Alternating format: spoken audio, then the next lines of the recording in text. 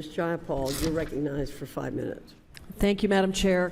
Under Democratic leadership, the American economy rebounded from the pandemic, achieving record low unemployment and healthy productivity.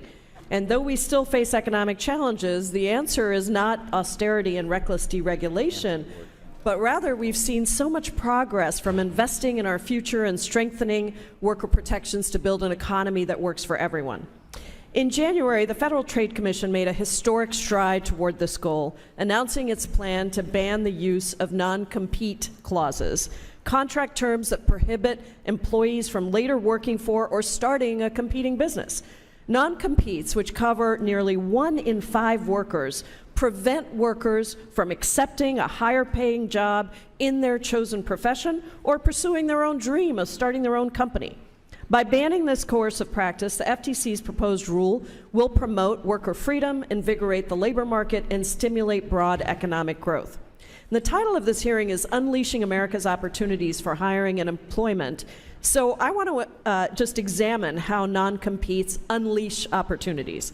So Dr. Sherholtz, do non-competes generally restrict or expand employment opportunities for workers?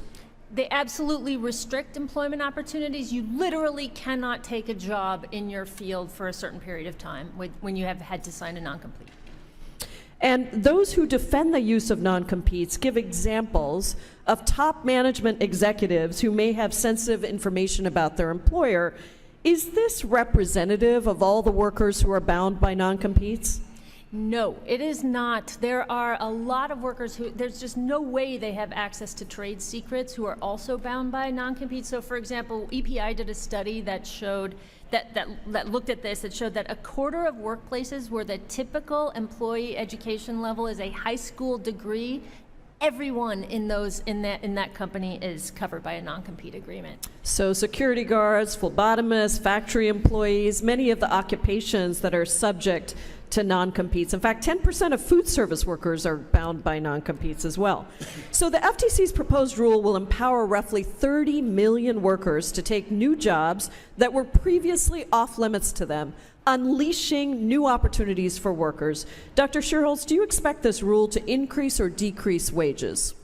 The rule will absolutely increase wages for workers. So one of the key ways, a non-unionized worker, essentially the only source of power they have with respect to their employer is the fact that they could quit and take another job. Non-compete agreements cut that off. So it totally suppresses wage growth for those workers. And the empirical evidence is really clear on this. Banning non-competes would increase wages. And let's talk about employers for a second. Do non-competes generally restrict or expand hiring pools for employers? Yeah, when an employer wants to hire a worker in a certain field, the key pool of workers that they could look at are workers who are working in that field. Non-competes just make many of that, that pool much smaller. So it's good for employers as well. Right. What about new startups and small businesses? Would the proposed FTC rule restrict or support or hinder the creation of new startups and small businesses? The empirical evidence is really clear. Banning non-competes would increase business formation. It's because non-competes mean that you can't start a business in that field. So it inhibits innovation. It means, like if I have an idea of how to do something better, I actually can't go do that because I've signed a non-compete agreement. So good for workers, good for employers, good for wages. Let's talk about the argument that non-competes are necessary to safeguard trade secrets and other sensitive information.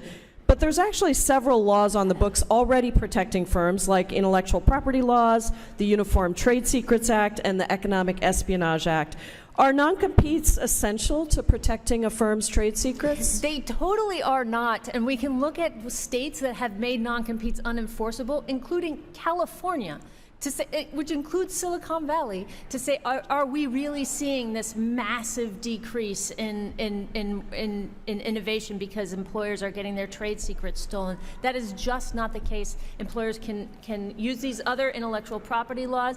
And also, one thing that they could do is still do tailored non-disclosure agreements, even without doing non-compete agreements that can also protect trade secrets. This is really a bipartisan issue. 3 states, California, Oklahoma, and North Dakota have all voided non-competes, and 5 more, including my home state of Washington, have significantly restricted them. And guess what? The sky didn't fall. This is an important rule that will help workers, help small businesses, and help employers. Thank you so much. I yield back, Madam Chair.